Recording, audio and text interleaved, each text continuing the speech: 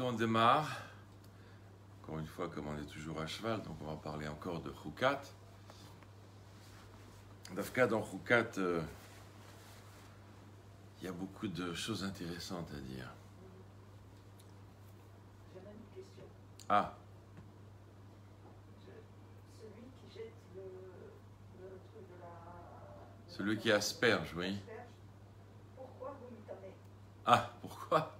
Parce qu'il a la truc chez... Ouais. Il a dans la main. Pourquoi quand il jette, il vous m'étonne? Ouais. Bon, il n'y a pas une vraie explication à ça, il n'y a pas une vraie raison, d'accord? On dit que tout celui qui est mis à sec avec... tout celui qui va être affairé avec... que ce soit un sujet, on dit kol mitasek bebe mitnavel imnevela azon mitnavel, celui qui va être affairé avec une chose impure, il va devenir lui aussi impur. C'est-à-dire qu'il y a une influence, il y a une... En tout cas, c'est intéressant au niveau psychologique, c'est-à-dire qu'il y a une influence, il y a comment dirais-je, quand on côtoie quelqu'un, un jour ou l'autre, on va être influencé par cette personne-là. Donc ça commence des choses les plus simples. Comme le Cohen, lui, il est en train de côtoyer quelqu'un qui est impur, même s'il va pour le purifier, il y aura un degré aussi où lui aussi va s'impurifier. D'accord? C'est pas possible de côtoyer quelqu'un sans recevoir un minimum d'influence de cette personne-là. Alors, on va en parler, mais il faut bien comprendre une chose d'une manière générale. C'est que toutes les lois, d'accord, qui concernent les lois de pureté et les lois d'impureté, elles sont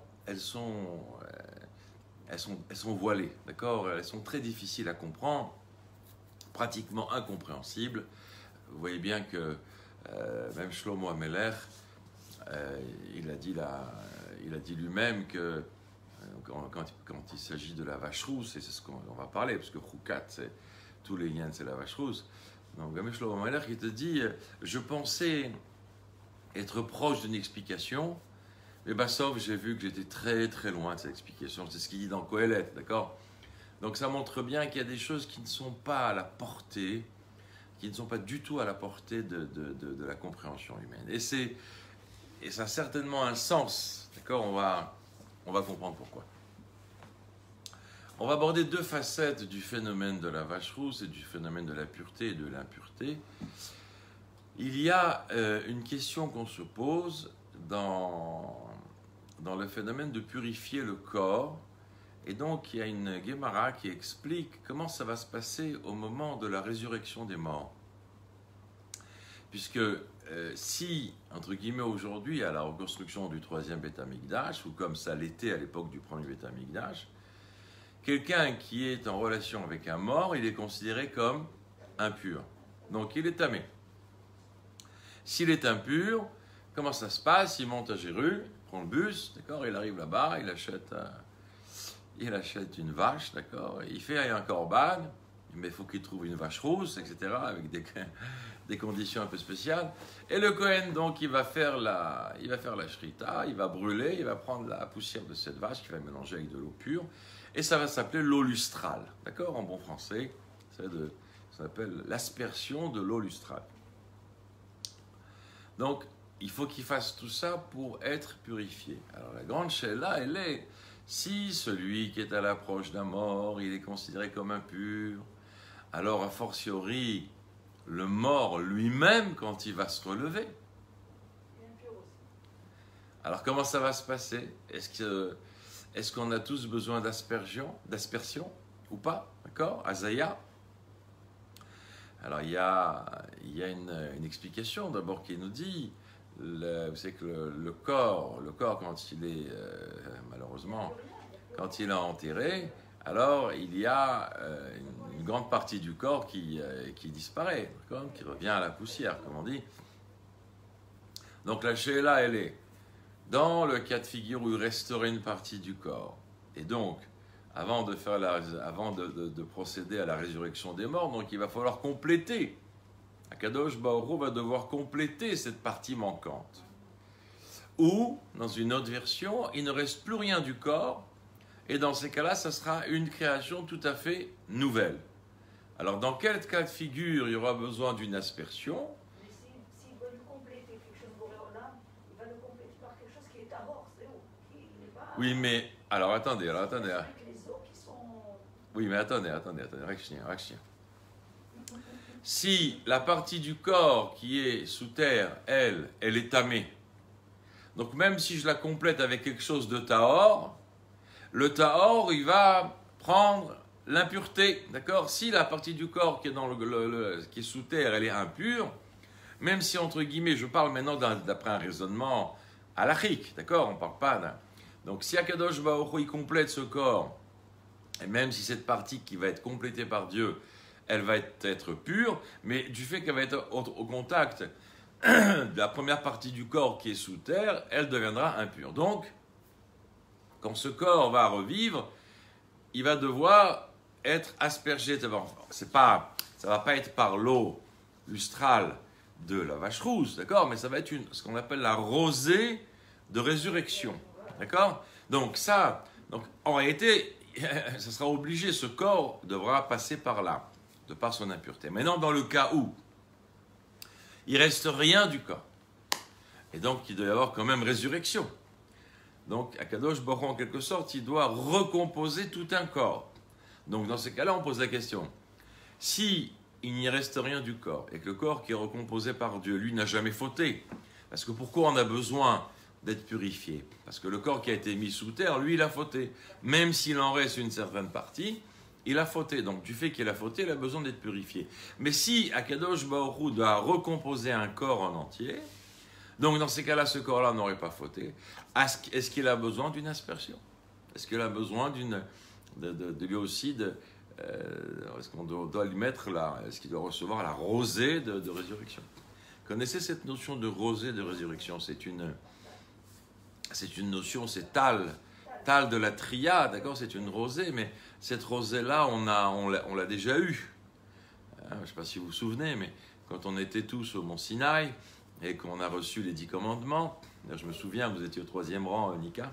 Donc, là-bas, Akadosh Baruch Hu, il a dit, le premier commandement, et on est tous morts.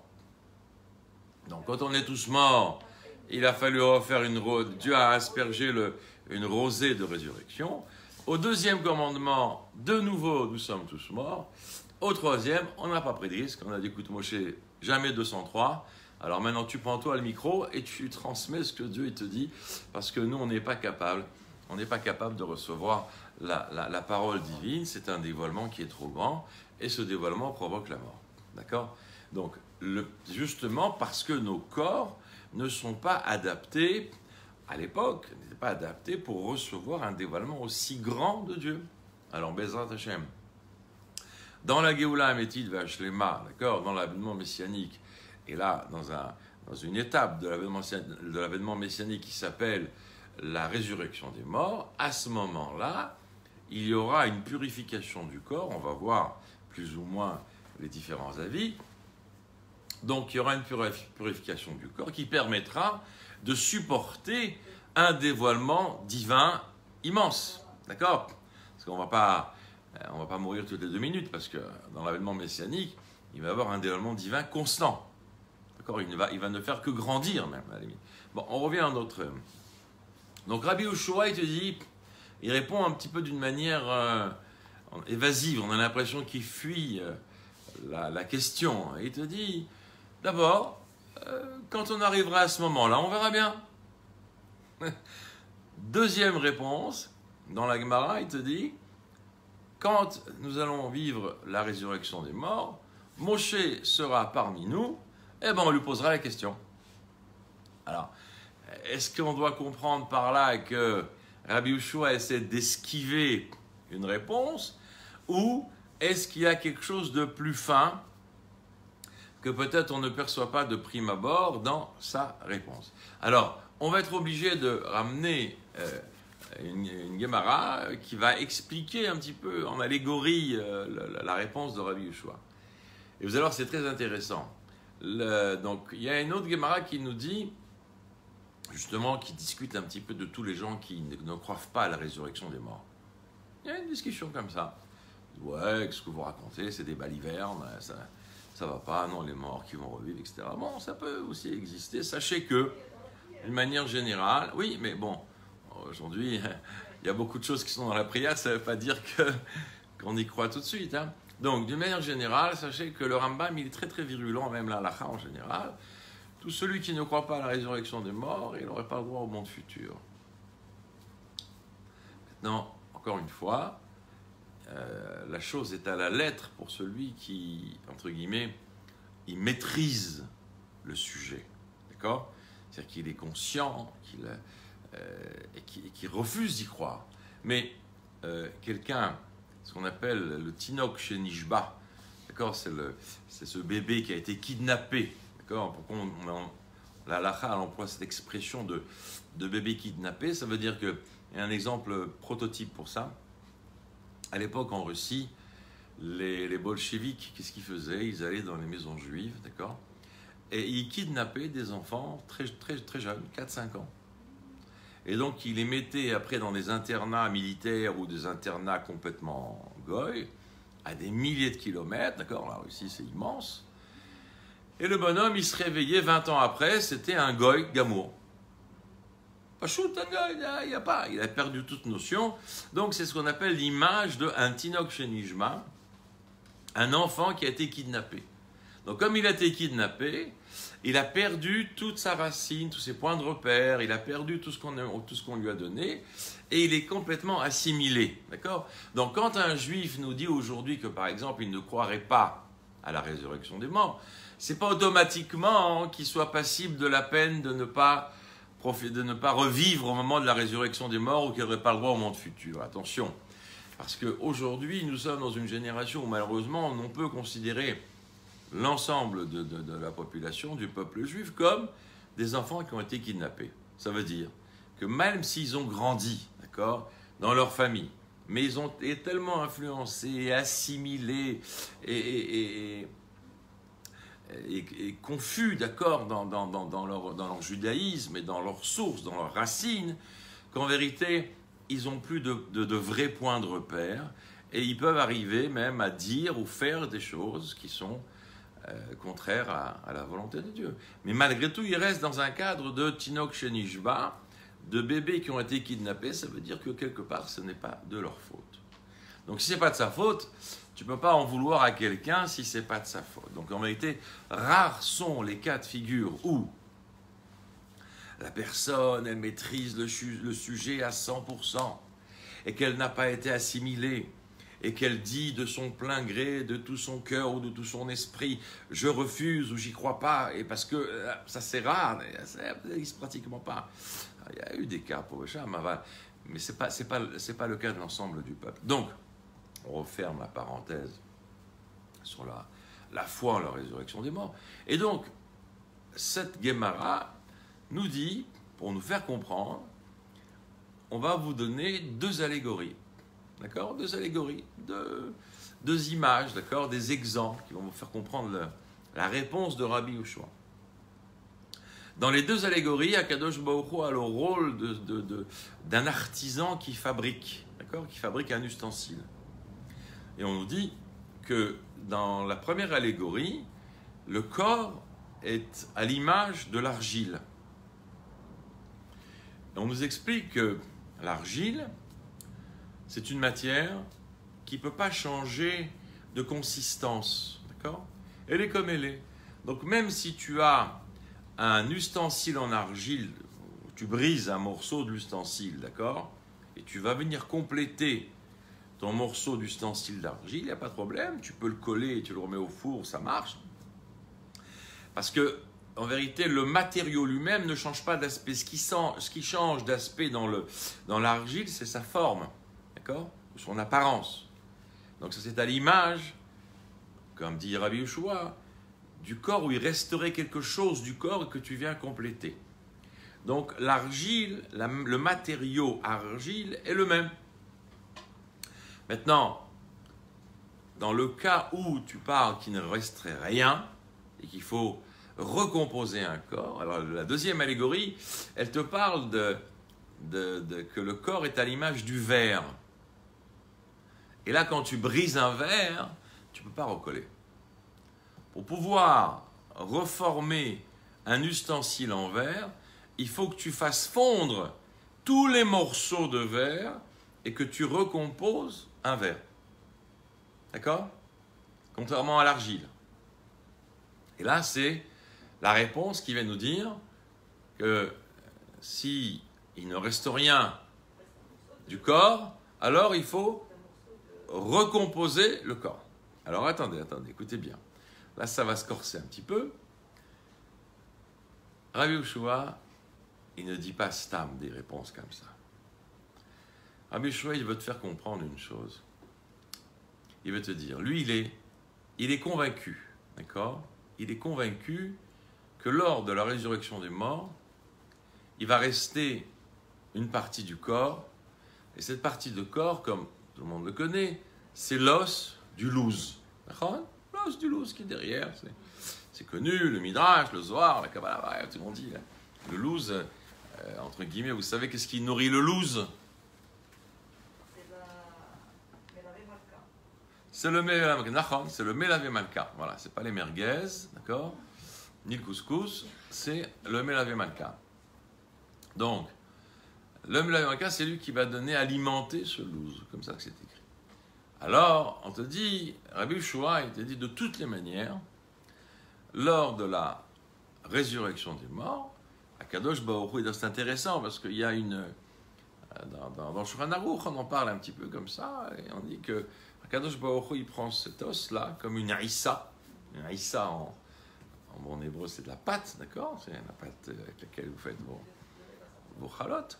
Donc, comme une issa, comme une pâte, et qui va reformer le corps. Bon. On rentre ici dans une dimension qu'on va appeler la troisième dimension, d'accord? On parle ici de choses qui transcendent la nature, d'accord? C'est des choses qui sont miraculeuses, c'est des choses qui sont divines, d'accord? C'est pas. Donc quelque part, même à la limite, si tu rentres dans ce monde-là de troisième dimension où tu peux recomposer un corps et qu'est-ce que t'en as à faire maintenant s'il va être purifié, aspergé, pas aspergé? Tu rentres dans une formule où là-bas c'est déjà, je sais pas, c'est plus de la logique, d'accord? C'est plus des choses qui sont cartésiennes. Oui, shalom, bonjour madame. J'étais la première. Chazak. Alors, le lien il est comme ça. Donc si Rabbi Yehoshua, il est convaincu que, en vérité, tout le monde va passer par une résurrection des morts parce qu'on garde le louz, alors, donc il est clair que l'ensemble des morts, lorsqu'ils vont revivre, devront avoir l'aspersion de cette rosée de résurrection pour purifier le corps. Puisque le louz, entre guillemets, c'est ce qui reste du corps précédent qui a fauté. Mais seulement, comment? Quoi? Le louz, ah non, il est impur. Il est impur. Je pense masque et distance, hein, c'est mieux. Oui, il y a des faux, et voilà. Chazak. C'est mieux comme ça. Non, mais ça, moi, je vous conseille aussi de garder vos masques. Moi, je suis loin, je ne peux pas parler avec un masque, mais c'est plus. Enfin, il y en a qui disent que c'est mieux comme ça, voilà. Pour vous, hein. Donc, le louz, oui, il est impur. Bah oui, il fait partie d'un corps qui a fauté. Donc, même si ce corps va être composé par Akadosh Baruch Hu, il devrait être purifié par la rosée. Alors, maintenant, il y a dans cette Gemara, et là c'est quelque chose d'extraordinaire qui nous concerne, vous allez voir, Rabbi Akiva, il nous dit les choses suivantes. Bon. Il dit la génération du désert, qui a été enterrée dans le désert, il ne reste rien de cette génération. Et c'est la raison pour laquelle ils n'ont pas le droit au Olam Haba. Oh, c'est-à-dire que même le louz, lui, dit qu'il a disparu. Et là, ça nous projette dans la réponse de Rabbi Yehoshua à la deuxième réponse, qui te dit quoi? Vous vous souvenez qu'est-ce qu'il nous a dit? Il a dit, quand il y aura la résurrection des morts, Moshe sera là, on lui posera la question. Ça, c'est dans l'hypothèse où il ne reste plus rien du corps. Là où il reste du corps, alors on verra, comme il a dit Rabbi Yehoshua à la première réponse, on verra quand ça arrivera. Donc si on voit que, entre guillemets, On sait que le corps il a été recomposé du loose. Donc il faut l'arroser de résurrection, il n'y a pas de problème. Mais dans le cas où on ne sait pas, et que même Rabbi Akiva te dit, tout a disparu dans cette génération, il n'y a pas de loose, donc ils n'ont pas le droit, en quelque sorte, au Olam Haba. Et là il te dit, quand Moshe arrivera, on lui demandera. Là, la réponse de Rabbi Yeshua. C'est une réponse très fine. Bon, bien sûr, il faut pour ça feuilleter quelques guémarottes pour comprendre. Donc, mais... Alors maintenant, se pose une question sérieuse. Ça veut dire quoi? Ça veut dire quoi? Que cette génération, d'accord, elle a totalement disparu, même le loose, il n'existe pas. Ils ont cherché, ils n'ont pas trouvé. Je ne sais pas. Je ne sais pas si le phénomène il est si matériel que ça, je ne sais pas. En tout cas, peut-être la grandeur de cette faute. En tout cas, c'est un fait, comme ça Rabbi Akiva, même le loose, il a disparu. Alors, je ne veux pas vous faire peur, mais je vous rappelle que le Hari Akadosh, il nous dit que la génération qui a été enterrée dans le désert, nous sommes les réincarnations. Notre génération, d'accord, nous sommes la réincarnation de cette génération. Alors, est-ce qu'on a le droit au monde futur ou pas? Alors, je vais dire, Yoshua a dit que Moshe allait Nous dire, nous dire. Voilà, Chazak. Et là-dessus, le rabbi prend le micro et il explique. Une des raisons pour lesquelles Moshe Rabbeinu n'est pas rentré en Eretz Israël, puisque sa génération à lui, elle a fauté, et donc elle va être punie d'être enterrée dans le désert, c'est que justement, Kadosh Baruch Hu lui dit, il n'est pas question que toi tu rentres en Eretz Israël et que tu laisses ta génération. Tu ne pourras rentrer qu'avec ta génération. Alors, qui c'est qui peut prendre sur ses épaules, entre guillemets, une génération qui, entre guillemets, n'a pas de loose? C'est que Moshe. C'est-à-dire que si Moshe, il est resté avec eux, alors il n'y a que Moshe qui peut les faire rentrer en Eretz Israël, même si quelque part, leur faute, elle a été tellement, entre guillemets, sérieuse, d'accord? Parce que c'est la même génération qui a fait le Vaudor. C'est la même génération des explorateurs qui a pleuré, qui a crié, etc. Bref, c'est une génération avec un tempérament, comme il faut.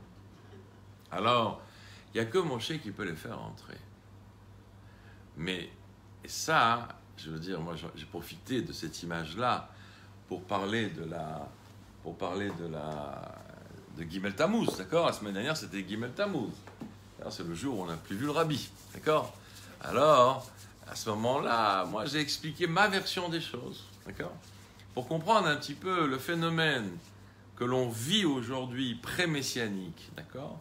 Nous sommes veille de la Géoula, ça aujourd'hui, Baruch Hashem, tout le monde le dit, tout le monde est d'accord. Pour une fois qu'il y a au moins une chose sur laquelle on est d'accord, c'est déjà pas mal. Mais pour comprendre un peu ce qui se passe aujourd'hui, il faut bien comprendre ce qui s'est passé à l'époque de Moshe. Parce que c'est ce qu'on appelle copie-coller. Copie-coller avec une dimension actuelle. Donc, vous savez qu'il y a je ne sais plus, je ne voudrais pas dire n'importe quoi, je ne sais plus si c'est un Zohar ou si c'est un Midrash, qui explique que chaque tzaddik, il a le droit de choisir sa génération. Il a le droit de choisir sa génération. Et je crois, quand ils sont arrivés à la nôtre, personne ne voulait la prendre. Donc, il y a que le rabbi, il a dit, bon, ça va, je vais la prendre celle-là, parce qu'autrement, personne ne va s'occuper d'eux, ça va être une tannée. Alors, moi, je dis la chose suivante. Aujourd'hui, nous devons, entre guillemets, réparer, d'accord, tout ce que cette génération n'a pas fait. Et nous sommes, vous savez, on est à deux doigts, en vérité, c'est un peu pareil comme cette génération-là. Je ne sais pas si vous vous souvenez, mais à chaque fois qu'il y a quelque chose qui ne va pas dans le désert, viens, on retourne en Égypte, on était mieux. Attends, mais tu as oublié que tu étais un vulgaire idolâtre, qu'il n'y a pas de différence entre toi et les Égyptiens qui sont là en train de se vautrer devant des statues, etc. faire de la sorcellerie, tu as oublié tout ça. L'esprit humain, la mémoire humaine, en tout cas quand elle est pleine d'émotions, dès qu'ils n'ont pas ce qu'ils veulent, on était mieux là-bas. Comment tu nous as fait sortir? Tu nous as fait sortir de là-bas pour qu'on meure dans le désert, etc., etc. Qu'est-ce qui se passe aujourd'hui? Là-bas, Moshe Rabbeinu, il a pris une génération, en vérité, qui n'était pas mûre pour être un peuple. Il a pris une génération qui n'était pas mûre dans son judaïsme. En vérité, cette génération, quand elle sort d'Égypte, elle ne fait que sortir géographiquement d'Égypte. À l'intérieur, elle n'est pas sortie d'Égypte. À l'intérieur, elle vit son Égypte. Elle vit encore l'influence égyptienne. Elle est complètement menottée, d'accord, par ce mental égyptien. Donc il a fallu 40 ans. 40 ans dans le désert, avec des conditions de travail exceptionnelles. D'accord? Rappelez-vous, et je l'explique à chaque fois tous les ans, donc ne croyez pas que je suis sénile, que quand ils ont eu les plaies en Égypte, d'accord, ce n'était pas un effet spécial de Spielberg. Tu aurais pu dire, attends, il y a tellement de juifs en Égypte qui souffrent, on va leur envoyer une centaine de Lubavitch, ils vont les rendre fous, ils vont vouloir faire tchouva. Mais ça ne suffit pas. Tu as un stade où tu as 49 degrés d'impureté. Pour faire réveiller quelqu'un qui vit, qui est trempé dans 49 degrés d'impureté, il faut un choc électrique, d'accord? Exactement le même choc électrique quand, chas v'shalom, quelqu'un est dans un état de semi ou de coma en complet, tu lui mets un choc électrique. À ce moment-là, il y a un éveil. Et je voyais bien que même la première, la deuxième, troisième plaie, on nous dit que même les Égyptiens savaient le faire, donc ils n'étaient pas très impressionnés. Mais c'est quand on est passé aux 7 autres que là, le Ham Israël a commencé à ouvrir les yeux. En vérité, on sort le Ham Israël avec une grue qui s'appelle les miracles, avec une grue qui s'appelle des décharges électriques. Et quand ils vont sortir géographiquement d'Égypte, d'accord, vous vous souvenez, la première chose qu'on a trouvé la plus intelligente à faire, c'est de faire un veau d'or. Donc, et après, il va falloir 40 ans pour les éduquer, 40 ans pour leur donner un cerveau, une chorma, d'accord, pour les attacher à Dieu. Et encore, la Torah, elle te dit, Altamin be'atzmecha, n'aie pas foi en toi jusqu'au jour de ta mort. Ça veut dire quoi? Ça veut dire qu'un bonhomme, en 2 minutes, il peut complètement tourner au vinaigre. Donc, qu'est-ce qui se passe au lendemain de la Deuxième Guerre mondiale? Le Ham Israël dans son ensemble, il est complètement brisé. Le seul qui va relever le défi, c'est le rabbi. Il va commencer à travailler avec le rabbi précédent et le rabbi actuel. Bien sûr, après vont se joindre à lui tous les tzadikim. C'est pas pour dire que celui-là est le plus grand, celui-là qui est le plus petit. C'est lui qui va avoir affaire, on va dire directement, à toute une génération qui vient de vivre la Deuxième Guerre mondiale. Les gens et Moshe Rabbeinu, la Deuxième Guerre. Alors, donc, si vous voulez appeler le rabbi Moshe, je veux bien, mais Moshe Rabbeinu, à la Deuxième Guerre mondiale, Vous avez dit c'est lui qui va nous dire tout. Oui, mais on parle de... j'ai pas compris, de dire quoi, tout? Quand il y aura la Alors attendez, on n'est pas encore à la résurrection des morts. Là, on parle l'équivalence des Moshe. D'accord? Par rapport à... Alors, on va comprendre par rapport à ce qui s'est passé là-bas, comment ça va se passer maintenant. D'accord? C'est pas pour rien. Je veux dire par là que le rabbi, au lendemain de la Deuxième Guerre mondiale, il parle de judaïsme, mais il faut être fou. D'accord? Qui c'est qui parle de judaïsme au lendemain de la guerre? Les gens, ils sont en révolte totale, ils sont brisés, ils sont... l'assimilation la plus forte. D'accord? Et qu'est-ce qui reste? Il ne reste pas grand-chose. Donc, lui, il va reprendre cette génération, à l'image de la génération qui sort d'Égypte. Il faut la construire de nouveau. Il faut en faire un peuple. Au lendemain de la guerre, il faut faire un peuple, il faut reconstruire le Ham Israël. Le Ham Israël, il est complètement détruit. Il ne faut pas rêver. Et à ce moment-là, va commencer un travail énorme. Et regardez, comme je donnais l'exemple qu'à l'époque, dans le désert, quand ils n'avaient pas ce qu'ils voulaient, ils étaient prêts à retourner dans l'idolâtrie. Vous connaissez le phénomène. des gens quand ils commencent à faire leurs 3 premiers pas dans le judaïsme et quand ça ne marche pas comme ils veulent, hop, on fait marche arrière. C'est exactement pareil. C'est pareil, c'est retourner au monde de l'idolâtrie, d'accord? C'est quand tu quittes les paramètres qui t'attachent avec Dieu, tu retournes dans les paramètres de l'idolâtrie du monde. Et en vérité, ça se passe comme ça. Vous voyez bien que les gens, ils peuvent avoir un éveil de spirituel par rapport à tel ou tel événement, mais il suffit qu'il se projette une difficulté, une épreuve, un événement qu'on ne comprend pas. Mais c'est pas possible, donc c'est pas vrai, donc c'est du cinéma tout ça, c'est pas possible que Dieu laisse faire une chose pareille, parce que dans son entendement, et hop, donc on recule. On a la même chose. Et regardez bien, là-bas comme ici, la seule chose qui peut sauver en vérité le Ham Israël, c'est que Moshe Rabbeinu, il est zan ou mefarnes et taemuna bepnimiyut. Il faut que Moshe Rabbeinu puisse implanter et alimenter l'aemuna de manière profonde. Profonde. D'accord? Tant qu'il n'y a pas de profondeur dans l'aemuna, ça ne tient pas. Tu peux, à la moindre difficulté, décider de retourner en Égypte.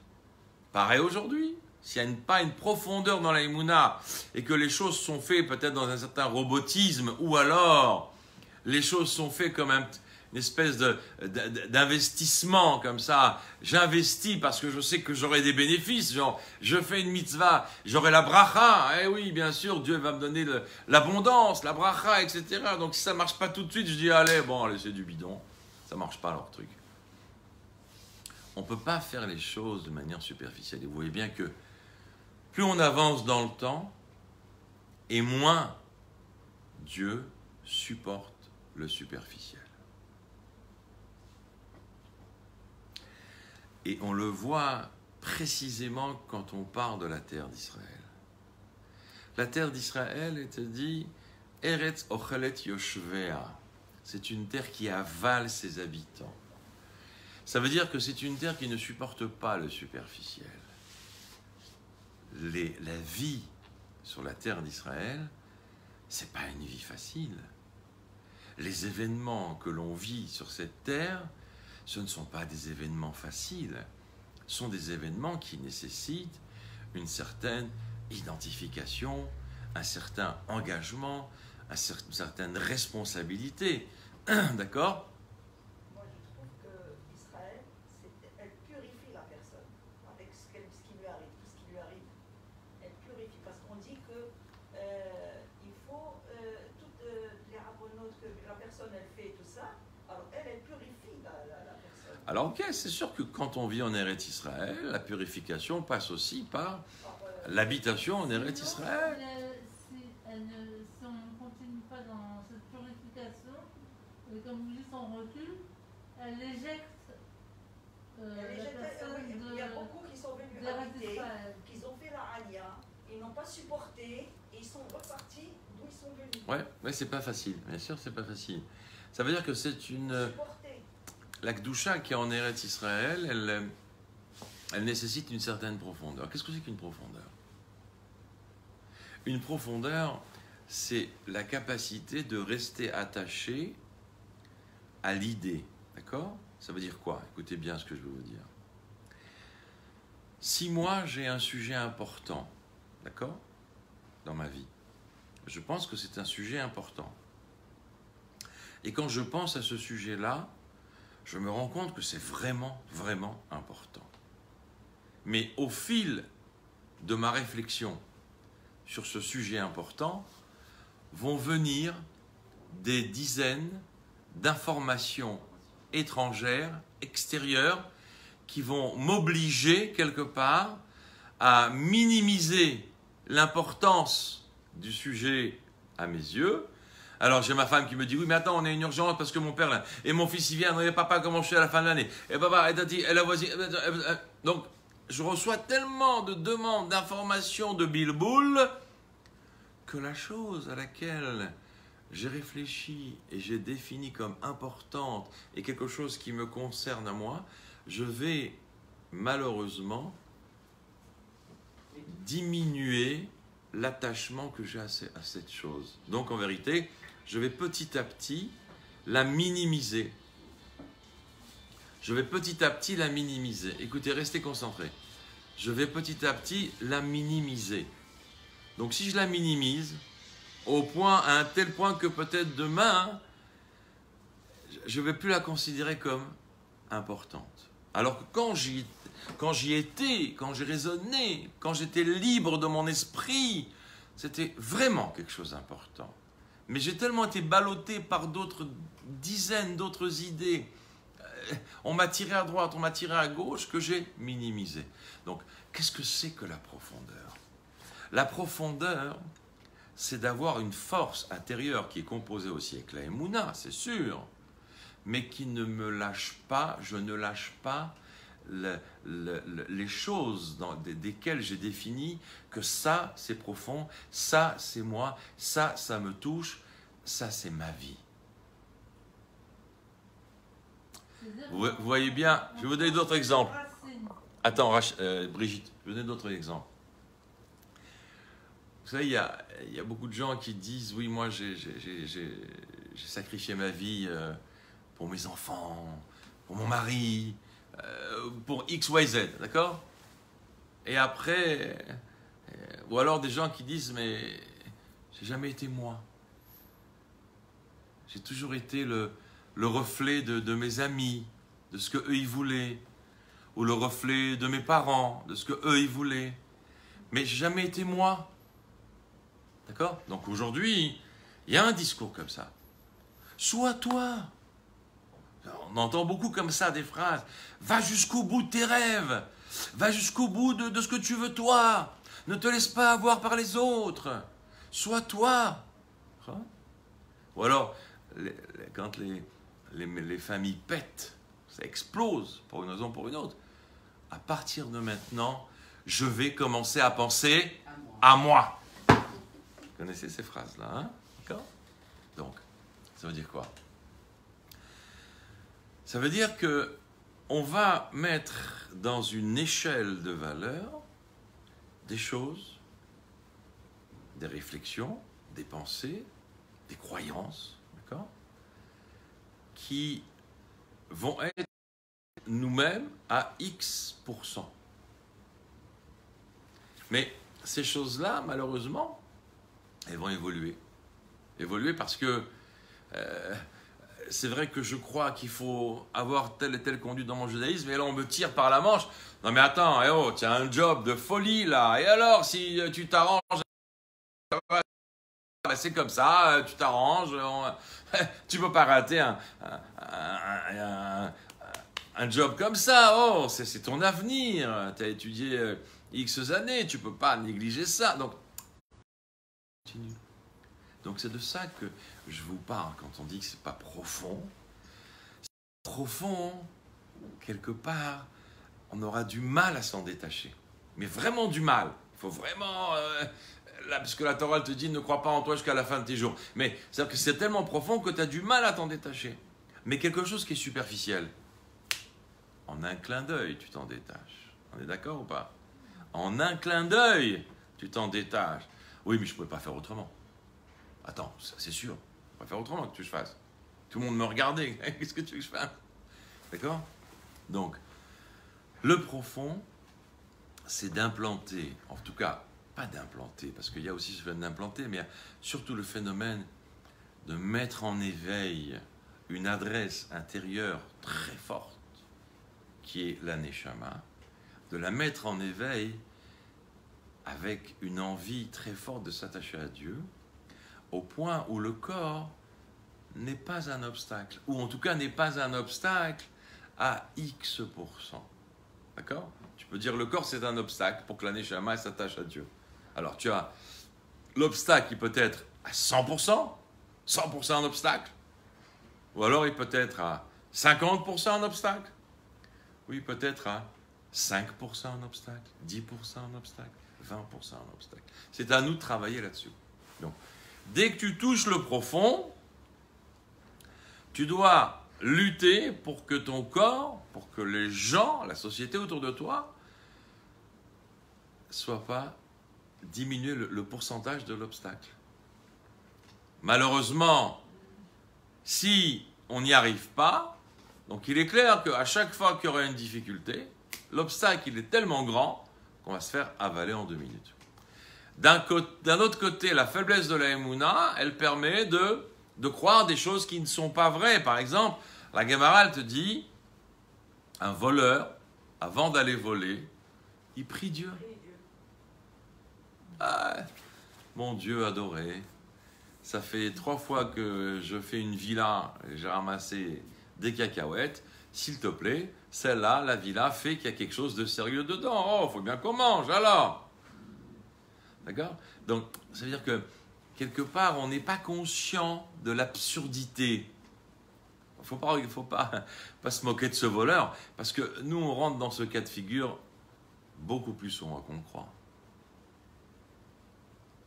Alors, ça va être plus fin, d'accord? Ça va être dans d'autres domaines. Mais c'est quoi le message? Ça veut dire, je n'ai pas le sentiment de me déconnecter de Dieu en ne faisant pas sa volonté. C'est ça le message en vérité. D'accord? Je sais que je ne fais pas la volonté de Dieu, mais ça ne m'empêche pas de prier Dieu et ça ne m'empêche pas de croire que je suis toujours attaché à Dieu. D'accord? C'est ça le message. C'est un paradoxe. Donc, le Moshe de la génération, d'accord, par rapport au Moshe qu'on a connu en Égypte, donc en réalité on vit la même chose. Et Kol Hazman, il faut faire des interventions divines pour montrer au peuple que c'est Dieu qui dirige le monde. Donc un tzaddik, c'est quoi? Un tzaddik, il t'ouvre les yeux, il te dit, mais regarde, ça c'est la main de Dieu, et voilà encore là la main de Dieu, et voilà encore là la main de Dieu. Donc tu vois bien que c'est pas la peine de croire que le monde il a été arrêté d'être dirigé par Dieu parce que tu as des difficultés. Ça continue. Donc nous sommes pareils à l'avènement messianique. Regardez, lorsque Moshe il monte sur le mont Sinaï et que là va se faire le veau d'or, vous savez quel a été le cran qui a déclenché tout le phénomène du veau d'or? Le cran qui a déclenché le phénomène du veau d'or, et Rashi nous le dit dans la paracha, c'est que le Satan, il a montré Moshe mort en bas du mont Sinaï. Alors là, ils ont dit, c'est fini, il n'y a rien à faire. Voilà, il n'y a rien à faire, il est mort. Et vous n'allez pas me dire, maintenant c'est un montage, d'accord, ça n'a pas été fait à Hollywood. C'est Rashi qui te le dit, Satan leur a montré Moshe mort. Et là, c'est la débandade. Alors, quelque part, comme on l'a expliqué longuement, on nous l'a expliqué, on nous l'a dit. On a dit que les enfants d'Israël ne cherchaient pas à remplacer Dieu, mais ils cherchaient à remplacer un leader. Parce que le Ham Israël a besoin d'un leader. Le Ham Israël a besoin d'un Moshe. C'est comme ça. C'est comme ça. Et ils ont été jusqu'au point de faire un veau d'or, tellement la notion du leader est fondamentale, est indispensable dans le Ham Israël. Donc, ça te montre bien qu'on ne peut pas vivre sans leader. Donc, aujourd'hui, nous vivons un moment dans l'histoire d'Israël, exactement comme à l'époque, où le terrain est vide. Il est vide. Je n'ai rien contre personne, mais les enfants ne ressemblent pas au père et encore moins au grand-père. Même les plus grands tzadikim. Il n'y a pas. On n'a pas cette dimension qu'on a connue avec les grosses pointures, on va dire comme ça. Même leurs enfants, c'est des bons juifs, il n'y a pas de problème. Ils donnent des brachot, ce que tu veux. Mais ils n'ont rien à voir avec leur père. Rien à voir. Ça, il faut être lucide. Et je ne dis pas ça, chas v'shalom. Hein? La Torah n'est pas héréditaire.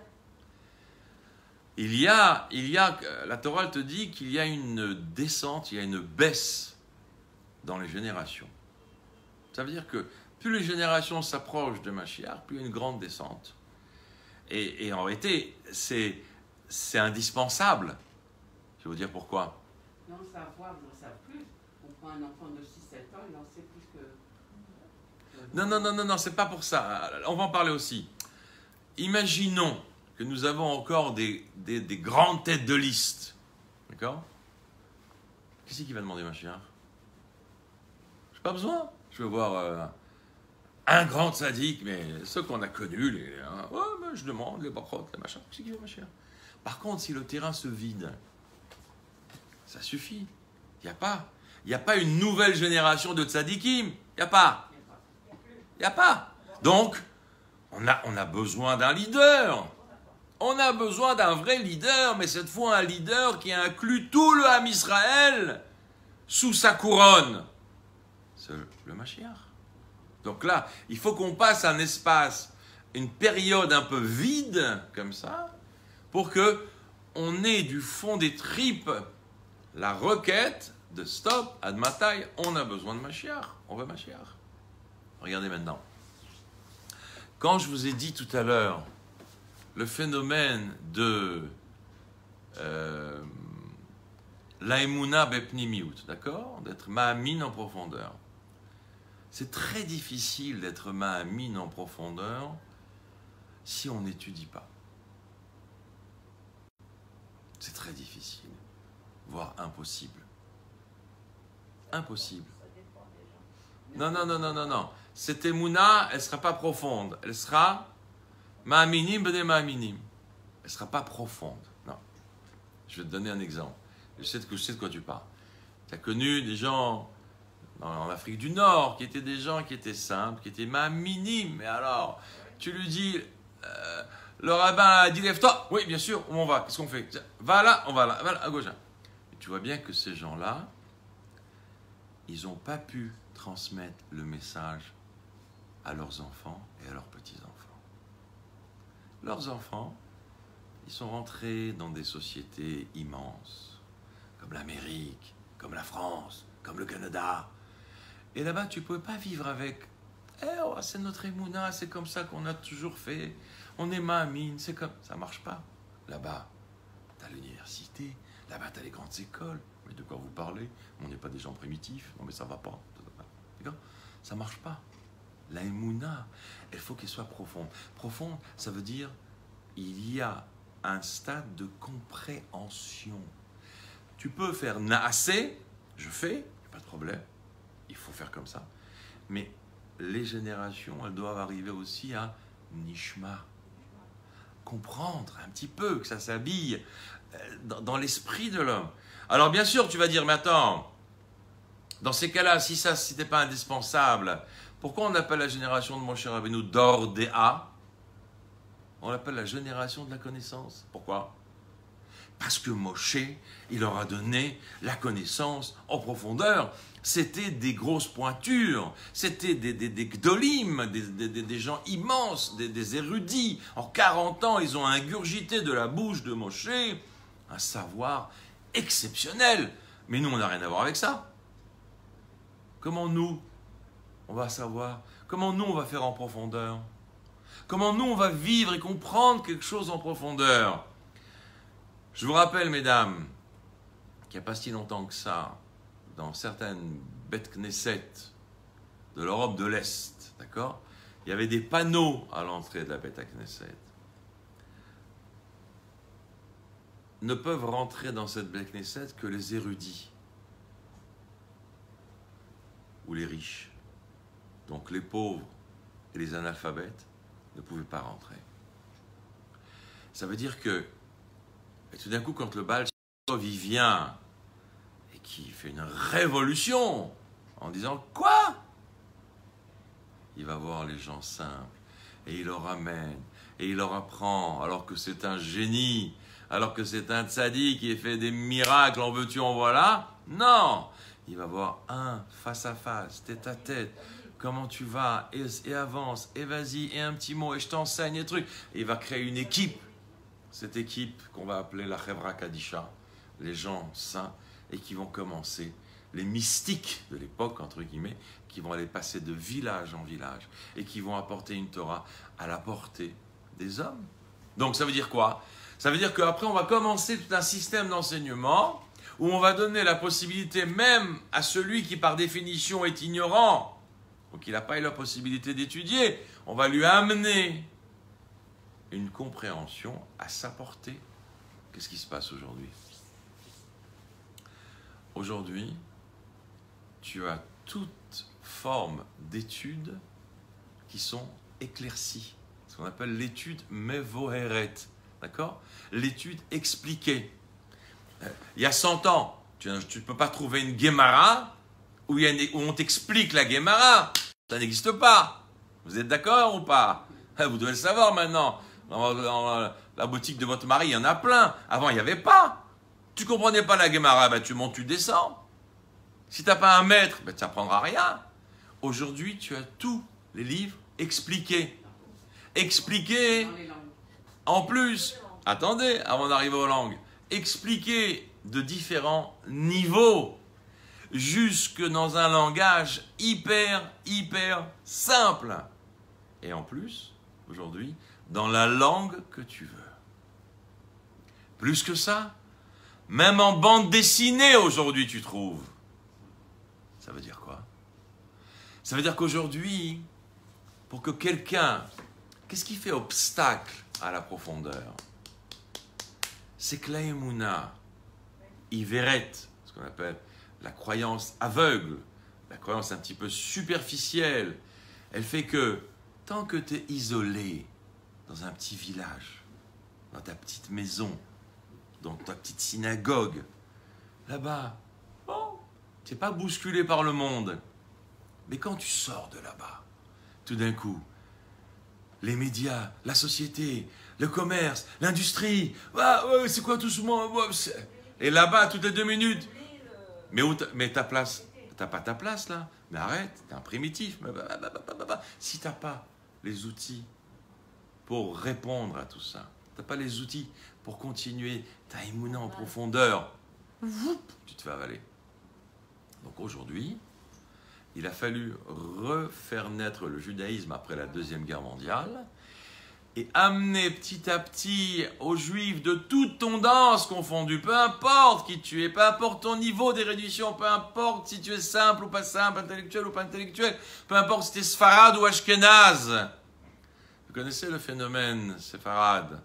Quand le fils il arrive en France, au Canada ou en Amérique, d'accord, ils venaient d'Afrique du Nord ou peu importe, et il rencontre une jeune fille qui n'est pas juive. Et donc il l'amène chez lui à la maison. Et la maman, elle dit, mais elle n'est pas juive. Elle dit, maman, ou tu me prends avec elle ou je m'en vais. Bon, ça va rentrer tous les deux. L'ashkénaze, lorsqu'il est un petit peu dans la tradition, il vient avec une femme qui n'est pas juive. Le père dit, toi, elle, ta race, sa race à elle, dégagez. Ça veut dire quoi? C'est que d'un côté, on a un excès de chesed, d'un autre côté, on a un excès de rigueur. La chassidoute, elle vient et te dit, le monde sfarade, soyez gentils, fermez un petit peu le robinet du cœur et ouvrez un petit peu le robinet de la tête. Le monde ashkénaze, fermez un petit peu le robinet de la tête et ouvrez un petit peu le robinet du cœur. Trouvez un juste équilibre. C'est pas facile de faire ça. C'est la raison pour laquelle tu verras que dans le monde chassidique, ou plus précisément chez le Rabbi, tu auras des juifs de toute tendance. Des Marocains, des Tunisiens, des Algériens, des Perses, des Thémanis, des Ashkénazes, des Russes, des trucs, de toute tendance qui vont venir. Parce que le langage, il est retrouve ton identité. Retrouve qui tu es. D'accord? Sans rentrer dans le piège du patriotisme. Ah non, mais toi, tu es de ci, toi, tu es de là, et je te tire par là, et je te tire par là. Quand quelqu'un est perdu dans un océan, d'accord, qu'il est en train de se noyer, tu ne vas pas lui dire, la barque là-bas, toi, tu es obligé de prendre une barque bleue, parce que tu es de telle origine. Alors attends que la barque, elle passe. En attendant, si tu te noies, nous, on s'en fout. Toi, parce que tu es de telle origine, tu es obligé de prendre une barque d'une autre couleur. Alors attends cette barque-là.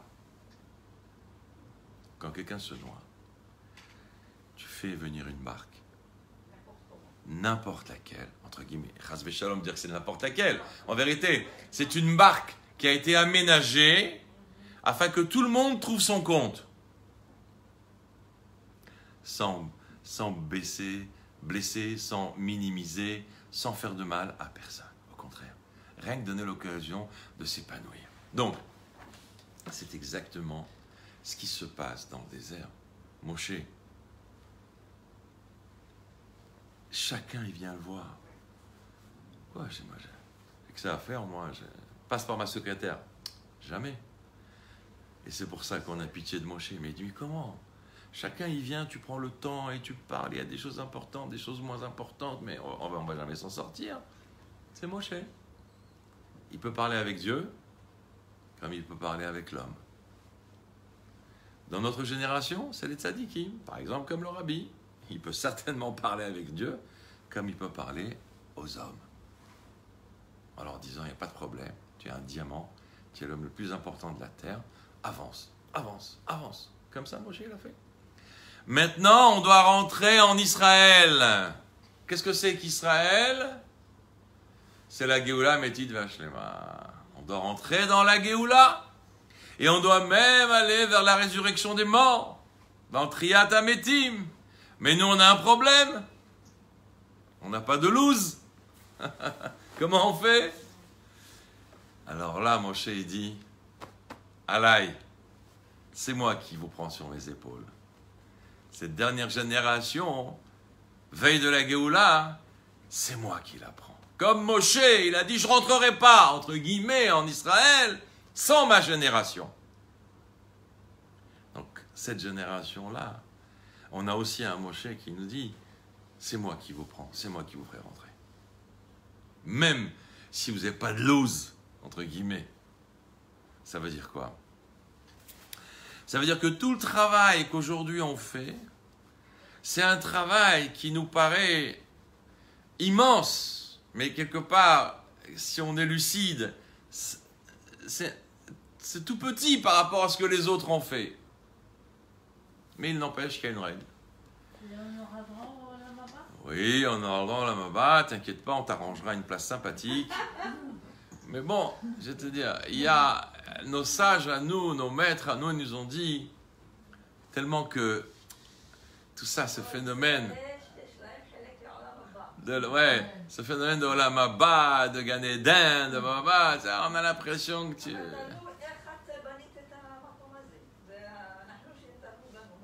Non, mais le jour viendra, comme tu as dit, Kol Israël, Kol Israël. Kol Israël, il y aura une part, c'est pas ça. Ça sera toujours plus ou moins la même part, on s'arrangera. Alors, mais le Inyan ici, c'est que justement, il ne faut pas tomber dans ce piège. Moi, quand j'ai entendu ça pour la première fois, je n'ai pas vraiment su comment accepter ça. J'ai entendu ça pour la première fois, l'Admor Hazaken, d'accord, qui est le fondateur de l'Chassidout Chabad. D'un coup, j'ai lu qu'il s'est exprimé et qu'il a dit « Je ne veux pas de ton Gan Eden. Je ne veux pas de ton Olam Haba. Je veux toi. » Tu comprends? Je ne veux pas me contenter de... Parce que même si tu appelles ça le Gan Eden, ça sera toujours tout petit par rapport à l'infini de Dieu. Même si tu appelles l'Olam Haba, ça sera toujours tout petit par rapport à l'infini de Dieu. Il dit non, moi je veux toi. Ça veut dire, je veux rentrer dans toi. Je veux que tu me portes dans ton infini. Grandir avec l'infini de Dieu. Quand on dit l'infini, nous, ça ne veut rien dire. Ça ne veut rien dire, l'infini. Ça veut dire l'infini. Ça veut dire l'infini. Ah, tu dis, dans la tête, bon, c'est grand. Oui, c'est grand. Mais infini, qu'est-ce que je sais, c'est infini. Je ne sais pas ce que c'est que c'est infini. Donc, l'infini de Dieu. Donc, c'est pourquoi je vous dis ça. Donc, ce phénomène, en vérité, de purification, de résurrection, ça nous a porté dans des questions qui sont fondamentales, en vérité. Et Rabbi Yehoshua, il finit son développement et dit, de toutes les manières, tout le monde passeront par la résurrection, par la rosée de résurrection. Ceux qui ont un loose et ceux qui n'ont pas de loose. L'homme échané, tout le monde sera purifié par la rosée de la résurrection. Même la génération de Moshe. Mais Oui. Donc on a toujours Oui, alors ça c'est une question qu'on m'a posée Shabbat. Alors la réponse elle n'est pas très difficile, écoutez bien. Oui, oui, alors attendez. Qu'est-ce que ça veut dire la résurrection? Qu'est-ce que ça veut dire là on parle de Gilgul maintenant, d'accord? Là on parle de réincarnation, d'accord? Écoutez bien. Quand on dit que quelqu'un, il a été réincarné, donc apparemment, il va prendre un autre corps, d'accord? Maintenant, comment ça marche là? C'est pas que une neshama, entre guillemets, c'est une neshama par personne. Non. C'est une parcelle de neshama par corps. Donc, dans une neshama, il peut y avoir une multitude de parcelles. Parcelles de petites. D'accord? Chaque parcelle, elle va habiter un corps. On lui dit à cette parcelle, va habiter tel corps et va faire ta réparation. Elle revient, elle a réparé Inémator. Elle n'a pas réparé, elle devra retourner dans un autre corps. Donc il ne faut pas confondre réincarnation avec résurrection. Parce que Mikol Makom, même la parcelle qui a habité le corps de celui qui était dans le désert, elle se relèvera. Même si on fait partie de la même Neshama. D'accord? Moi j'ai reçu une parcelle, lui il a reçu une parcelle de la même Neshama. Donc moi, je vais travailler pour réparer la Neshama en entier. Mais sa parcelle à lui, elle se relèvera. Comme ma parcelle à moi, elle se relèvera. D'accord? Donc, parce qu'autrement, si tu dis que c'est toujours, entre guillemets, les mêmes Neshamot, donc, c'est pas la peine de faire relever tout le monde. On va faire que, on va dire, les derniers, ils ont qu'à se relever. Mais ça marche pas comme ça. Dans une Neshama, il y a énormément de parcelles. C'est pour ça que quand on dit, quand on s'entend bien avec son mari, c'est qu'on a trouvé une âme, voilà, une âme sœur. Pourquoi on dit une âme sœur? D'accord? Ça veut dire que c'est deux parcelles de la même neshama. Donc elles ont plus de facilité à s'entendre, entre guillemets. D'accord? Même si elles ne s'entendent pas, des fois ça peut compléter. Mais donc, il y a les parcelles, d'accord, qui vont... Et donc, chaque corps va revivre parce qu'il a une parcelle différente de l'autre. Même s'ils sont de la même neshama. Ok? Donc, on n'aura pas ce problème-là. Donc là, on parle de réincarnation, mais moi, je parle de résurrection. La résurrection, même si cette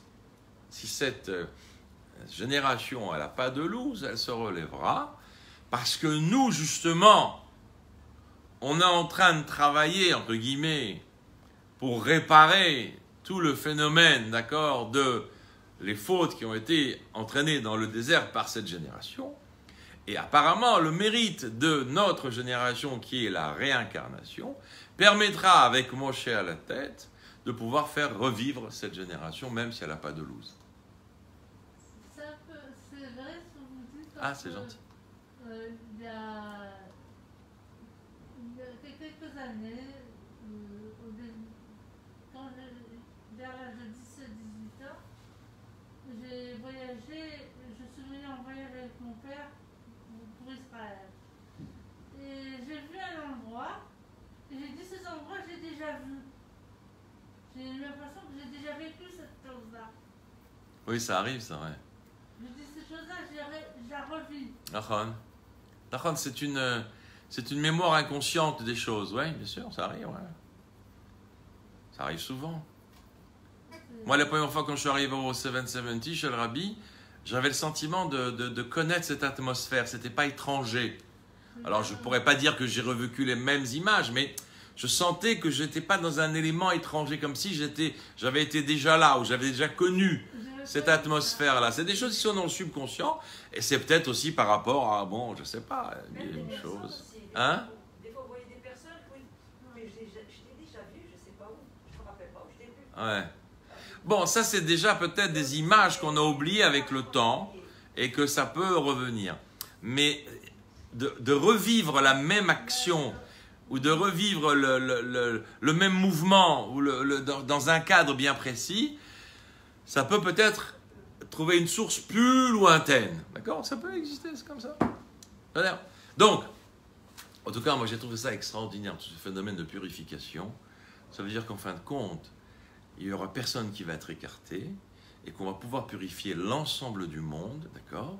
Même ceux qui n'ont pas le loose, parce que justement, la bonté divine, mais dans tout ce phénomène où il faut réparer, où il faut agir, où il faut travailler, où il faut approfondir les choses, ça se répète entre guillemets jusqu'à aujourd'hui. Et aujourd'hui, on peut être convaincu que personne ne restera en exil et qu'il y aura la résurrection des morts pour tout le monde, d'accord? Pour tout le monde, sans aucune exception, parce que personne ne rentre dans le cas de figure, comme je l'ai expliqué tout à l'heure, d'un fauteur en son âme et conscience. Même la faute, c'est un mouvement où la personne elle rentre dans un tourbillon de folie, d'accord? C'est une folie en quelque sorte qui fait fauter l'homme. L'homme n'est pas conscient à 100% de sa faute. Donc, on peut être rassuré, Bezrat Hashem, on aura tous droit à la résurrection des morts et on aura tous droit à la Géoula, à Métit. Tout le monde soit mort. Hein? La résurrection, il faut que tout le monde. Il y aura plus Alors, la question, elle est intéressante, mais ça nécessite un autre cours. Je vais dire ça très rapidement. Imaginons, d'accord, que tout de suite, parce que ça peut arriver aussi, tout de suite, on a le dévoilement de Mashiach et que tout de suite, on a la résurrection des morts, d'accord? Donc, comment on fait, nous qui sommes vivants, au moment, d'accord? Alors, le Rabbi l'a expliqué, comme c'est écrit dans les livres, il y aura une espèce d'évanouissement et de revie immédiate. Parce qu'il faut passer quand même par un phénomène de mort qui purifie, entre guillemets, pour se faire repurifier et se relever et retourner et avancer dans la Géoula. Alors ça peut se passer comme ça aussi. Ça sera un bon chiot si on a. Oui, c'est intéressant. Mais je vous dis, les sujets de Géoula et Mashiach, ils sont très très intéressants parce que quand on ramène plusieurs avis, etc., bon, ce qu'il faut c'est vivre avec, ce qu'il faut c'est la demander, ce qu'il faut c'est avancer avec. Parce qu'on voit au jour d'aujourd'hui. Ouais, aujourd'hui c'est C'est catastrophique. une guerre mondiale. C'est une guerre mondiale. Ce qui se passe avec la Corona, c'est une guerre mondiale. Parce qu'on nous a dit qu'il y aura le Mashiach pour faire la guerre. Il y aura le Mashiach. Mais on ne voit pas le Mashiach. Non, le Mashiach ne va pas faire la guerre, c'est pas vrai. Le Rabbi a été clair, il n'y a pas de Gog ou Magog, c'est pas vrai. Le Rabbi a été clair, on a été quitte de Gog ou Magog par la Shoah. Arrêtez avec ça. J'ai déjà envoyé le film traduit à plusieurs rabbinim qui parlaient de ça. Je leur ai montré ce que le Rabbi a dit. Ils ont dit, ah, ok, on ne savait pas. Il n'y a pas, c'est fini. Mais ce qui se passe aujourd'hui, c'est que Akadosh Baruch Hu, il veut voir, il veut sentir que c'est sincère en nous et que vraiment on demande Mashiach. C'est fini. Aujourd'hui, on ne tolère pas le superficiel. On veut du profond, on veut du émet, on veut du sincère. C'est comme ça. Donc, malheureusement, toutes ces pressions, c'est pour faire naître en nous une demande vraie, une demande sincère, une demande très forte, qu'on veut vraiment, Mashiach Maspik. Ad Matai. Ok? Allez, Shavuot Tov.